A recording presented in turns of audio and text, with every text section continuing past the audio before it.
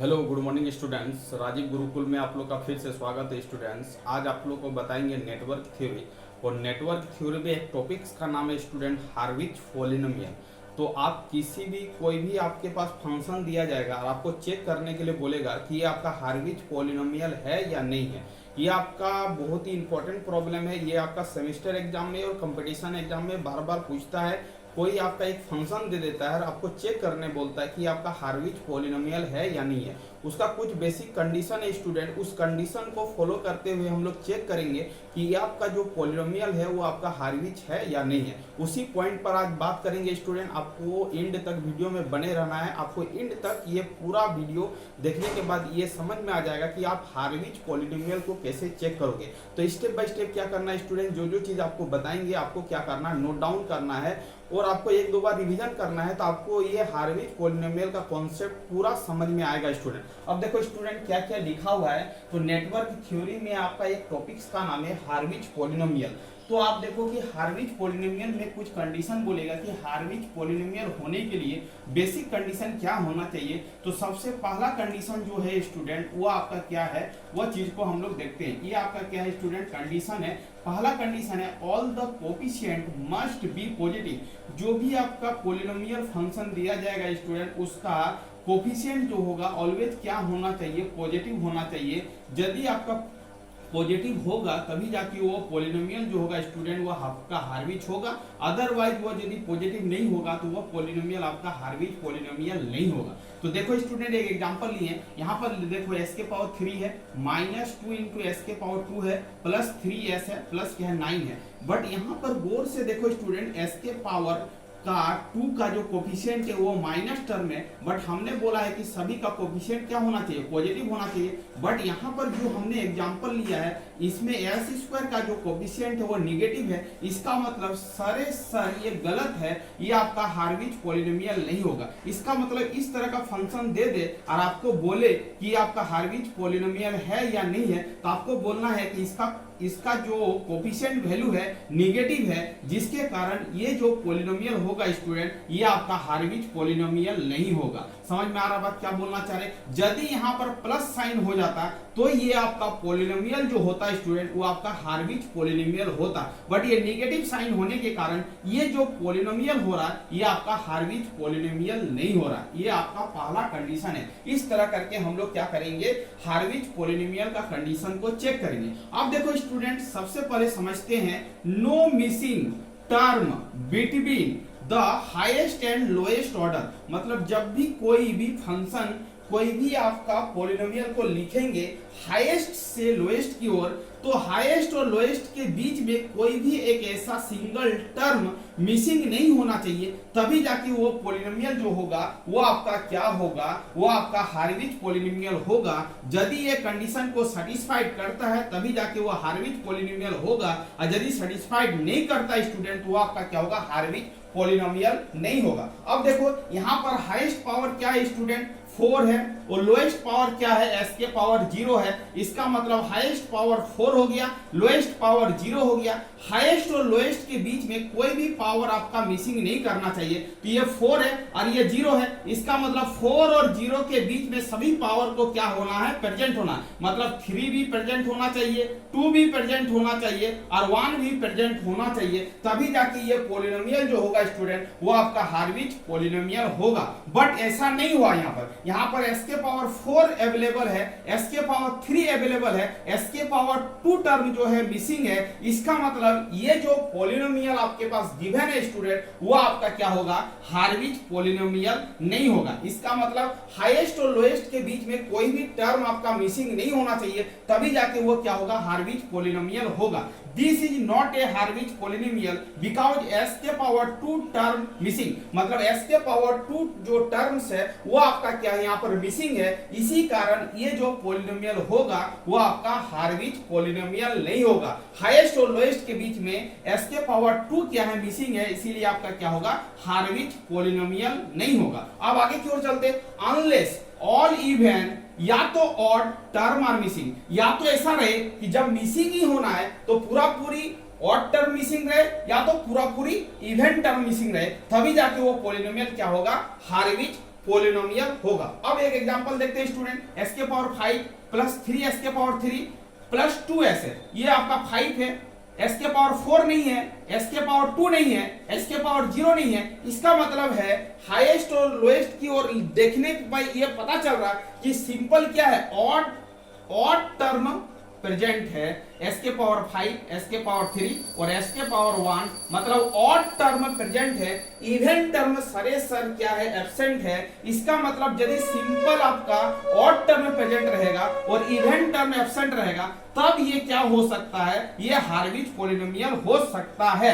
But इसका सभी root क्या होना चाहिए, जे ओमेगा एक्सिस पे लाइज करना चाहिए, तभी जाके ये पॉलिनोमियल क्या होगा स्टूडेंट, हार्विज पॉलिनोमियल होगा। चलो आगे की ओर चलते हैं, आगे का एग्जांपल देखते हैं। यहाँ पर देखो s के पावर क्या है, 8 है, इसके पावर s के पावर 6 है, s के पावर 4 है, s के पावर 2 है और यहाँ पर क्या है, s के पावर क्या है, 0 है। इसका मतलब सभी इवन टर्म प्रेजेंट है और ऑड टर्म आपका एब्सेंट है, तो हम बोल सकते हैं ये जो पॉलिनोमियल होगा हार्विज पॉलिनोमियल होगा, because only even term are present, only even term are present and odd term are absent, that's why this polynomial is called Hurwitz polynomial. ये आपका क्या हो गया स्टूडेंट, ये आपका कंडीशन हो गया, ये आपका पहला कंडीशन, ये आपका दूसरा कंडीशन, ये आपका तीसरा condition student. If the polynomial PS is either even और ए ऑड, यदि ये पॉलिनोमियल या तो सिंपल ऑड रहे या तो सिंपल इवन रहे, तो आगे की ओर चेक करना, the root of the polynomial PS should lies on the j omega axis only। यदि वो आपका सिंपल ऑड है या तो सिंपल इवन है, तो उसका जो रूट होना चाहिए वो कहां लाइज करना चाहिए, j ओमेगा एक्सिस में ओनली लाइज करना चाहिए, तभी जाके वो पॉलिनोमियल जो होगा स्टूडेंट वो आपका हार्विज होगा, अदरवाइज वो पॉलिनोमियल क्या होगा, हार्विज नहीं होगा। अब आगे की ओर चलते हैं, फोर्थ नंबर कंडीशन को देखते हैं कि फोर्थ नंबर कंडीशन क्या बोल रहा है। Positive quotient the continued fraction expansion of ms by ns और ns by ms ये होना चाहिए, कंटिन्यूड फ्रैक्शन होना चाहिए और उसका क्वोशिएंट जो होना चाहिए पॉजिटिव होना चाहिए, तभी जाके वो पॉलिनोमियल क्या होगा, हार्विज होगा, अदरवाइज वो हार्विज नहीं होगा। बट इस पॉइंट को समझाने के लिए एक एग्जांपल ली है, वहां से हम लोग बेहतरीन तरह से समझेंगे। अब देखो स्टूडेंट, कोई आपका पॉलिनोमियल फंक्शन है, वो आपका PS जो है s के पावर 3 4s के पावर 2 प्लस 5s प्लस क्या 2 है।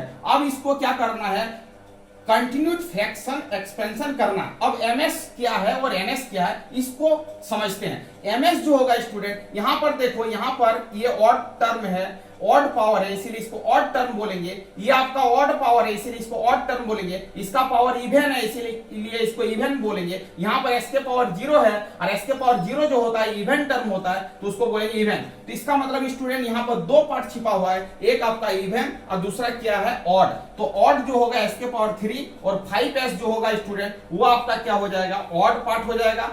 4s के पावर 2 और 2 जो होगा वो आपका क्या हो जाएगा, इवन पार्ट हो जाएगा।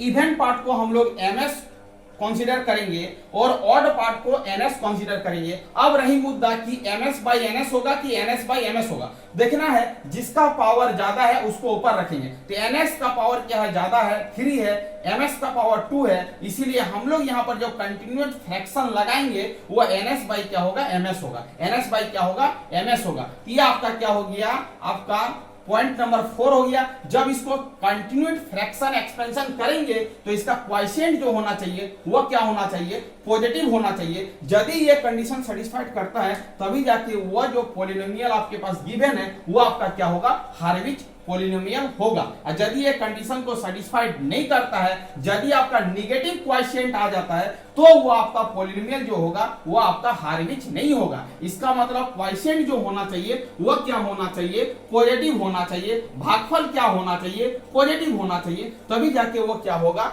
हार्विज पॉलिनोमियल होगा। चलो स्टूडेंट, ये आपका चारों पॉइंट था, ये हार्विज पॉलिनोमियल का कंडीशन था, चेक करने का कंडीशन था। ये सब कंडीशन को यदि कोई सेटिस्फाइड करेगा तभी जाके वो पॉलिनोमियल जो होगा वो आपका क्या होगा, हार्विज पॉलिनोमियल होगा। अब देखो एक प्रॉब्लम लेते हैं, अब प्रॉब्लम से समझते हैं हैं कि कैसे कोई प्रॉब्लम को टैकल करेंगे, कैसे टेस्ट करेंगे कि वो आपका हार्विच पॉलिनोमियल होगा। अब देखो student, test whether the polynomial ps is equal to s के पावर 4, 7s के power 3, 6s square, 21s plus क्या है 8 है। अब देखो स्टूडेंट, यहाँ पर आपका क्या है, ऑड टर्म और इवन टर्म दोनों प्रेजेंट है, क्योंकि 4, 3, 2, 1, 0। इसका मतलब जो 4 है, 2 है और 0 है वो आपका इवन टर्म होगा, और आपका s के पावर 3 और s के पावर 1 जो होगा वो ऑड टर्म होगा। तो इवन पार्ट को हम लोग ms से नोटिफिकेशन करेंगे और ऑड पार्ट को हम लोग ns से नोटिफिकेशन करेंगे। चलो यहाँ तक कोई दिक्कत वाली बात नहीं है, सब समझ में आ रहा है। अब देखो ms का पावर ज्यादा है, ns का पावर क्या है, 1 डिग्री कम है, तो यहाँ पर जो भाग देंगे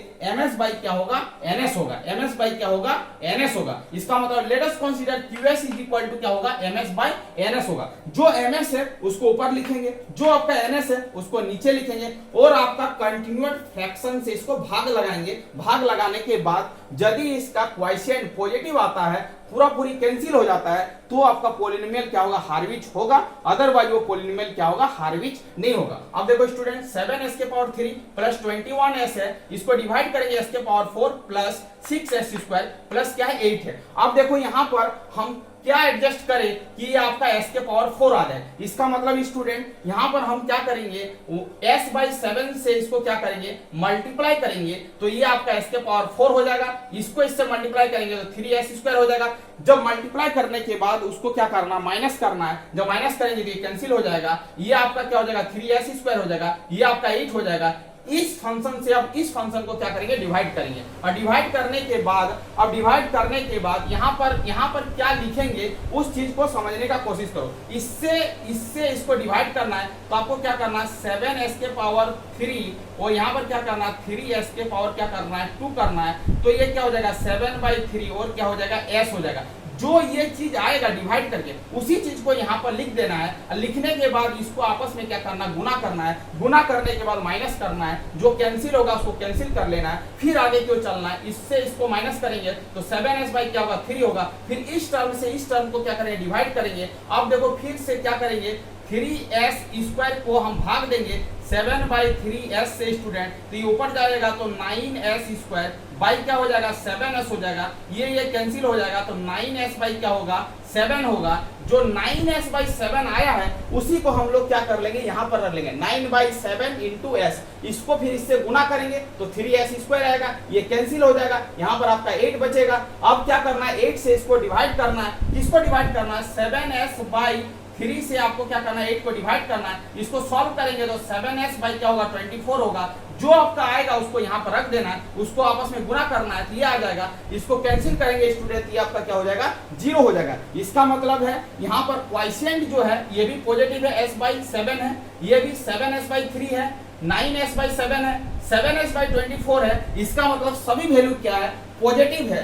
क्वोशिएंट आपका क्या है, पॉजिटिव है, पूरा पूरी भाग लग रहा है, 0 हो जा रहा है, क्वोशिएंट आपका पॉजिटिव मिल रहा है। इसीलिए hence this is Hurwitz polynomial because positive quotient in the continued fraction expansion. जब कंटिन्यूड